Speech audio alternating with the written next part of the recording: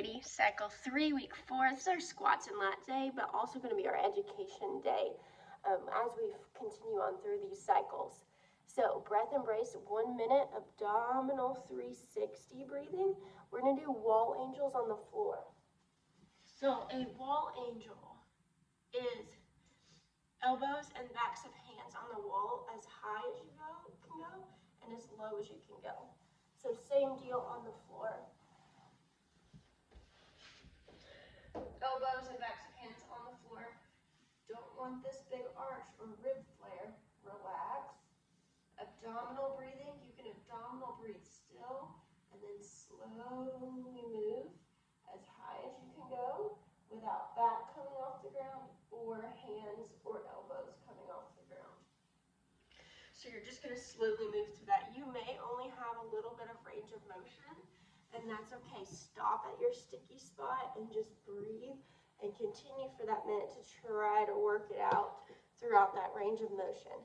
Standard warm-up for this week into standard strength sets. I've rearranged some reps and weights on a couple of these.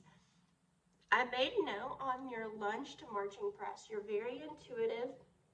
That one side is a lot harder, almost sticky. What I want you to remember with this, and this is awesome, this is not like a super negative thing to birth. It is awesome that you are intuitive to that and you understand that. If you have a sticky muscle in a hip, or maybe in your core or in your pelvic floor, then it can keep a pelvis pulled or fixed in a certain position. That we don't necessarily want, because we want baby to be able to rotate as it descends, right? We don't want baby to get stuck here because baby doesn't just pop straight out. Baby's head rotates as we descend. So if you have a sticky or fixed position, you may find it uncomfortable in labor, but you may feel progress or descension of baby if you do something that is asymmetrical, like a curb walk where you're like stepping up on a box and then back down, like a lateral step up but super shallow. Or you may feel better if you're like in a lunge position on one side and then a lunge position on the other, and it's letting that stickiness move out of the way. Or maybe even just rocking and swaying may feel great. So I'll go through a couple of asymmetrical movements, and I say may feel great. The downside to having a tighter pelvic floor muscle or hip muscle or something like that is that it may be a little uncomfortable in labor, but you feel progress. A lot of times we want to be intuitive to, that doesn't feel good, let's change position. But really be thoughtful about how it doesn't feel good. So if something doesn't feel good, you need to think, it doesn't feel good, it's putting pressure here, or it's putting pressure on my tailbone, making it more painful. I don't like that. Awesome, change positions. But if it's like, it doesn't feel good, but I feel baby sliding down, or I feel like each contraction is being progressive, then you may need to stay in that position for a little bit and then do a little bit on the other side. Your doula can definitely help you there, but that intuition that you have and that knowledge of your body and what feels different is amazing, and I think it's going to help you greatly throughout birth. So let's talk a little bit about asymmetrical movements. And you know what? You may get into labor and be in a squat the whole time and never use an asymmetrical movement, and it'd be awesome. But I want you to have this knowledge to help get baby rotated down, and the femurs and the pelvis and all the things moving to help baby. So asymmetrical movements are typically when baby is from -1 to +1. Can't really show you here. This is tricky.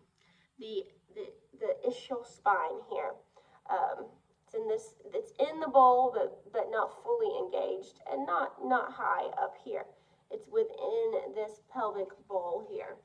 And you can ask, your station, and they should typically be able to help you figure that out, whatever nurse is on call.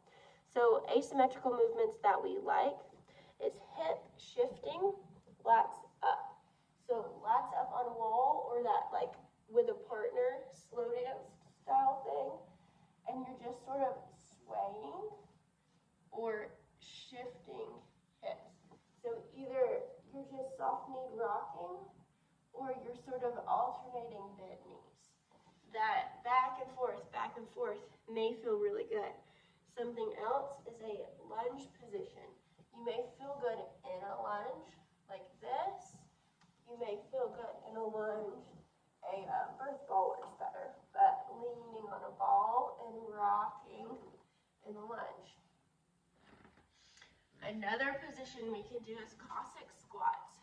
So you may need support, husband, or you may feel good just sort of rotating through these Cossack squats. Maybe you're hinged over on the bed as you do this position. Peanut ball. If we are in a resting phase, or you have an epidural, a great way to get that asymmetrical movement is with a peanut ball. So all the hospital rooms, you should be able to ask for a peanut ball. You can use another ball if you don't have it. Legs around peanut ball. And you're just sort of, if you've had an epidural, you can have Martin help shift your hips. You can shift your hips otherwise. And you would want to make sure to do both sides on anything that's one-sided. Couple contractions on one side, couple contractions on the other side. Lastly, anything with a foot up. So I can get my foot up on the bed and just sort of rock or sway here. I can get my foot up in the shower. There's those handicapped rails. I can get my foot up on that handicapped rail while that water is nice and on my back. Maybe foot up on a squatty potty. So say you're on the toilet, which is an amazing place to labor. You grab a box or a trash can or something to flip upside down, or a squatty potty if there's one in your room, and you put one foot up as you're working through contractions, and you'll make sure to do the same with the other side. So lots of asymmetrical movements there. Be very interested to hear your birth story and what you use and what feels good and what you know is making progress.